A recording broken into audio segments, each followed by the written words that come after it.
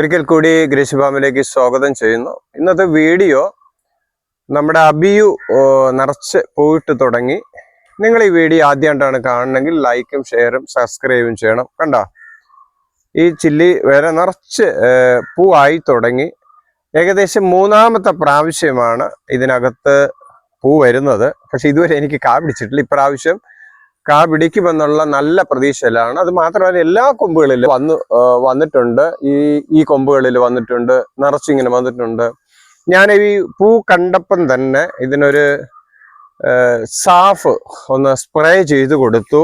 പലപ്പോഴും പല വീഡിയോകളിലും ഞാൻ കേട്ടിട്ടുള്ളതാണ്, ഈ സാഫ് സ്പ്രേ ചെയ്താൽ 1-2 പ്രാവശ്യം നമ്മൾ ആഴ്ചയിൽ ഒരിക്കൽ ചെയ്ത് കൊടുത്തു കഴിഞ്ഞാൽ നമുക്കതിനെ ഈ പൂ കൊഴിയാതെ കാ പിടിക്കുമെന്നുള്ള ഒത്തിരി വീഡിയോ ഞാൻ കണ്ടു.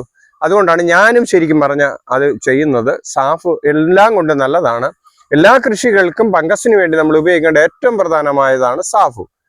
ഈ തണ്ട് ഞാൻ ഈ കൊണ്ടയൊക്കെ ഒന്ന് പ്രൂൺ ചെയ്ത് കൊടുത്തതിന് ശേഷമാണ് നിറച്ച് പൂവിടാൻ തുടങ്ങിയതും.